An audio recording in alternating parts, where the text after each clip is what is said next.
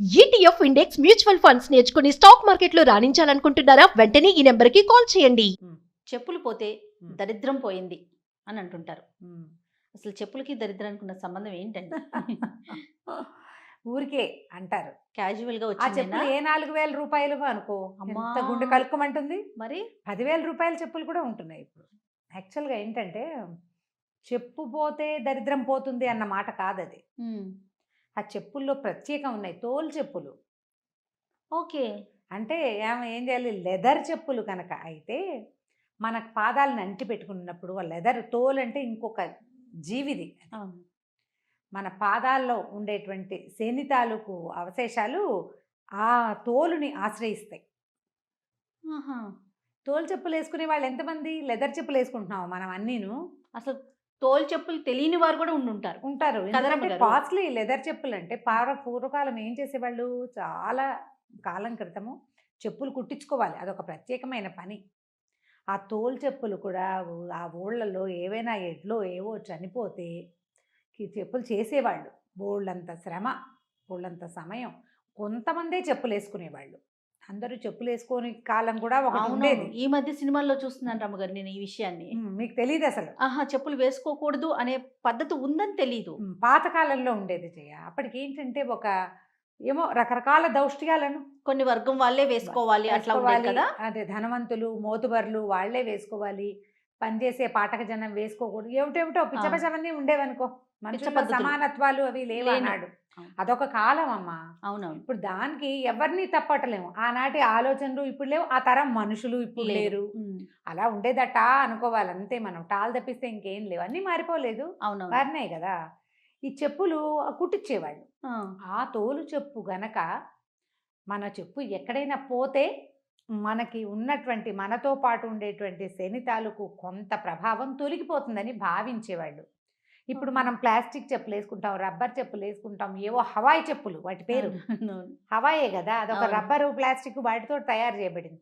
ఈ చెప్పులన్నీ పోతే దరిద్రం పోయిందని నువ్వు అనుకోవడానికి వీల్లేదు. ఓకే. తోలు చెప్పులు అయితేనే అది మన నుంచి కొంత తొలగిపోయినట్టు. ఇది సాధారణంగా ఏం చేస్తామంటే మనం దేవాలయాలు, అవునండి. గుడి దగ్గరే పోతూ ఉంటాయి చెప్పులు. అవును. కొత్త చెప్పులు వేసుకుని గుడిలోకి వెళ్ళాం, ఎవరో వేసేసుకుంటారు. ఎవరైనా వేసుకెళ్ళిపోతారేమో అనిపిస్తుంది మనకి కదా. అప్పుడు ఏమంటాం మనం, భక్తి శివుడి మీద, చిత్తం చెప్పుల మీద అంటాం. అదొక సామెత ఉంది కదా. అవును. ఎంతసేపు మనసు ఎవరైనా వేసుకెళ్ళిపోతారేమో అని కొంచెం దిగులు, ఆలోచన ఉంటాయి కొంతమందికి. అలాంటివి పెట్టుకోవద్దు. ఒకవేళ నీ చెప్పులు పోయినా అవి దరిద్రం పోయినట్టని ఏదో ఒక క్యాజువల్ మాటగా అది చెప్తూ ఉండేవారు. ఇప్పుడు మనం మామూలుగా ఏం చేస్తారంటే చెప్పులు లైన్గా పెడతారా, చల్లగా మన పాత చెప్పులు వదిలేసి అక్కడ ఎవరైనా కొత్త చెప్పులు ఉంటే వేసుకెళ్ళిపోతుంటారు కొంతమంది. ఇప్పుడు ఈ స్టాండ్లు వచ్చినాయి, స్టాండ్లలో పెడతాం, దానికి ఏదో ఒక టోకెన్ ఇస్తారు. ఈ బిళ్ళలు ఉంటాయి కదా, ఎందుకు పోతాయి? అవును. పోవు. నా చెప్పులు కూడా పోయినాయి మధురైలో. ఓకే. నాకు ఎప్పుడూ అనుభవం లేదు, గుడి దగ్గర చెప్పులు పోవటం తెలియదు నాకు. మధురై మీనాక్షి అమ్మన్ టెంపుల్ బయట పోయినాయి చెప్పులు. నేను ఆ మధురైలో ఉన్న 2 రోజులు మా చెప్పులు వేసుకోలే. తిరిగి వచ్చేటప్పుడు కోయంబత్తూరు దగ్గరికి వచ్చాక కొనుక్కున్నాను చెప్పులు. మధురైలో ఒటికాళ్ళతో తిరగమంటుంది అమ్మ అని భావించాను నేను. అది ఒక దృష్టి కింద అనుకున్నారు. అలాగే అనుకున్నా, చెప్పులు వేసుకోవద్దు, ఇదే నీ పుట్టిల్లు, ఇదివరకు నువ్వు నీ కింద జన్మలో నీ ప్లేస్ ఇదే, చెప్పులు లేకుండా తిరగమంది. పోనీ కానీ ఈయన చాలా విసుక్కున్నారు, ఈ రోడ్లంతా తిరిగితే ఎలాగాని, అయినా సరే పర్వాలేదని. ఇప్పుడు చెప్పులకి ఇంపార్టెన్స్ ఇవ్వద్దు. ఓకే. ప్రధానమైన విషయం అది. మీవి లెదర్ చెప్పులు గనక అయితే అవి కొంతకాలం, మీరు వాడికి కొత్త చెప్పులు పోతే దిగులేస్తుంది. అవి కొంతకాలం వాడిన తర్వాత ఎక్కడైనా పోతే మీరు ఇలా ఫీల్ అవ్వండి. ఓకే. తర్వాత మనము బట్టలు ఒకరివి ఒకరు వేసుకోకూడదు, వాళ్ళ ఫీలింగ్స్ బట్టల్లో ఉంటుంది అనుకుంటాం కదా. మరి చెప్పుల పరిస్థితి ఏంటండి? మన చెప్పులు ఎవరికైనా ఇవ్వచ్చా? అంటే యూజ్డ్ చెప్పులు, యూజ్డ్ చెప్పులు వేసుకున్నా కూడా తోలు అయితే మంచిది కాదు. మామూలు చెప్పులు కూడా చూడజేయ, ఒక్కొక్క మనిషి ఒక్కొక్కలాగా నడుస్తారు, అందరి పాదాలు ఓ రకంగా ఉండవు. చెప్పులు అరుగుదల కూడా ఒక్కొక్కళ్ళకి లోపల సైడ్, ఇన్సైడ్ చివరి భాగంలో ఇక్కడ అరుగుతుంది. అవునవును. సైడ్స్ అరుగుతాయి, ఎందుకంటే వాళ్ళు పాదం ఇట్లా లోపలికి వేసి నడుస్తారు. కొంతమంది ఫ్లాట్ ఫుట్ వాళ్ళు ఉంటారు. అలాంటి వాళ్ళ చెప్పులు కనుక ఇంకోళ్ళు వేసుకుంటే కొంచెం డిస్కంఫర్ట్ ఉంటుంది, నడక హాయిగా ఉండదు. ఇతరుల చెప్పులు తీసుకునేటప్పుడు కూడా తోలు అయితే తీసుకోకండి. ఓకే. తీసుకోవద్దు. అయితే చెప్పులు దానం చేసే ఒక ప్రక్రియ ఉంటుంది. కొత్త చెప్పులు దానం చేస్తారు. దానం చేస్తారా రమ్మగారు? చెప్పులు దానం చేస్తారు. ఎండాకాలం చెప్పులు కొనిపెట్టచ్చు ఎవరికైనా. ఓకే. సమ్మర్లో పనిచేసే వాళ్ళు వాళ్ళు అదేలే ఉంటారా, అదేలే. వీళ్ళకి చెప్పులు కొనిపెట్టచ్చు. అది చాలా మంచి చెప్పులు, గొడుగు అవన్నీ కూడా చాలా మంచివి. మనం అంటే స్నేహితుల దగ్గర వాళ్ళ దగ్గర చెప్పులు గిప్పులు కొనిపించుకోకూడదు. ఒకవేళ కొనిపించుకున్నా అవి లెదర్వి కాకుండా జాగ్రత్త పడాలి. ఓకే. లెదర్ ఎప్పుడు పనికిరాదు. వాళ్ళు మనం వేసుకోకూడదు, వాళ్ళతోటి కొనిపించుకోకూడదు. అదొక చిన్నతనం కదా. అవును అవును. అవునా కదా. ఎందుకు వచ్చింది? ఇతరుల చెప్పులు వేసుకుంటే ఇప్పుడు పెద్దవాళ్ళ చెప్పులు వేసుకున్నట్టు పెద్ద చెప్పుల్లో కాళ్ళు పెట్టకూడదు అంటారు. ఇవి పురాతనమైన పద్ధతులు చేయాలి. ప్రధానమైనది ఓకే. అది. ఇప్పుడు పెద్దవాళ్ళు చాలా మహత్యం కలిగిన వారు చెప్పులు అక్కడ వదిలిపెట్టారు. బాబు నా చెప్పులు అక్కడ ఉన్నాయంటే నేను తెస్తానండి అని మనం వెళ్ళామనుకో, చేత్తో పుచ్చుకుని వెళ్ళగలిగితేనే వెళ్ళు. తప్ప నువ్వు కాలికి వేసుకుని వెళ్ళకూడదు. అవమానించినట్లు, పెద్దవాళ్ళని గౌరవించిన విధానం కాదు అది. ఆ చెప్పుల్లో కాళ్ళు పెట్టి వేసి తీసుకుని వెళ్ళి అక్కడ పెట్టి చేయకూడదు. అది వారి మీద గౌరవంతో నువ్వేం చెప్తున్నావు, నేను తెచ్చిస్తాను అన్నావు. అవును. నువ్వు చేత్తో వారి చెప్పులు పట్టుకోగలిగితేనే వంగు, అప్పుడు ఒప్పుకో. అవును. లేకపోతే రండి ఇక్కడికి వచ్చి వేసుకుందరు కానీ వాళ్ళనే తీసుకో. పాదుకులకి కూడా మంచి ప్రత్యేకమైన స్థానం ఉంది కదండి. కొన్ని కొన్ని డిఫరెంట్. పాదుక డిఫరెంట్ అండి. చెప్పులు వేరు, పాదుకులు వేరా? పూర్తిగా కాదు కదా రమ్మగారు. ఇప్పుడు అంటే నా ఉద్దేశం ఏంటంటే మనం చెప్పుల్లాగా వేసుకుంటున్నాం. మహర్షులు, గురువర్యులు వాళ్ళు పాదుకుల్లాగా వేసుకునేవారు కదా. దాన్నే కదా అలా వాడేవారు కాదా? చెక్కవి కదా అవి. అవి చెక్కవి, కరెక్టే. అవి చెక్కవి, ఎవరివి వాళ్ళవే కదా. ఆ, పైగా మనలాంటి వెసులుబాటైన ఇది కాదు కదా. అవి ఎవరైనా వేసుకుంటారా? వేసుకోలేము. అసలు వాటిని మనం నమస్కరిస్తాం కదా పాదుకల్ని. పాదుక అనేది మనం ఇందులోకి కలపకూడదు. అది పూర్తి ఎంటైర్లీ డిఫరెంట్ ఆధ్యాత్మిక విషయం అది. అంతే.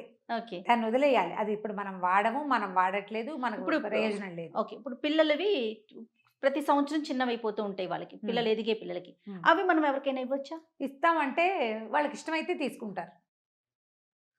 వాళ్ళ ఇష్టాన్ని బట్టి. వాళ్ళ ఇష్టాన్ని బట్టే. లెదర్ ఎవరివైనా తీసుకుంటే వాళ్ళ తాలూకు ప్రాబ్లమ్స్ తర్వాత వాళ్ళకి అంటుకునే ప్రమాదం ఉంటుంది అని ఖచ్చితంగా చెప్తారు. దానికి రెడీ అయిన వాళ్ళే తీసుకుంటారు. కాదు రమ్మగారు, నేను ఎప్పుడు ఒక ప్రశ్న నాకు మెదులుతూ ఉంటుంది. ప్రాబ్లమ్సే వెళ్తాయా? వాళ్ళ తాలూకు మంచి ఉందనుకోండి, ఆ మంచి వెళ్ళదా? వాళ్ళకి వెళ్ళిపోదా? వెళ్ళచ్చు, వెళ్తుంది. పోనీ అలాగే అనుకుందాం. ఇప్పుడు పాదాలు కింద శరీరంలో చివరి భాగం. అవును. ఆ పాదాలే మన అన్ని చోట్లకి తీసుకెళ్తాయి. అవును. ఎక్కువగా పాదాలకి అంటుకునేందుకు అవకాశం ఉంది, జర్మ్స్ లాంటివి. అవి చెప్పులకి ట్రాన్స్ఫర్ అవుతాయి. అవును. ఇప్పుడు చెప్పుల ద్వారా మంచి ఎలా వస్తుందో చెప్పు నువ్వు. వీళ్ళ చెమట, వీళ్ళ ఇబ్బంది, వీళ్ళకి కాళ్ళకి ఏదైనా అలర్జీస్ ఉంటే అవి, వీళ్ళు వెళ్ళిన నానా రకాల దుమ్ములు, వీళ్ళ పాదాల గుర్తులు, వీళ్ళ బరువు తాలూకు ఎఫెక్ట్ అన్ని చెప్పుల్లోనే కదా ఉంటుంది. మనిషి తాలూకు మంచి వెళ్ళదా? ఎట్లా? అది పైన వేసుకున్న వస్తువు కాదు కదా.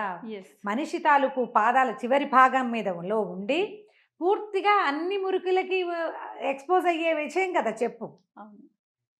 ప్రతి మురికికి ఎక్స్పోజ్ అవుతుంది.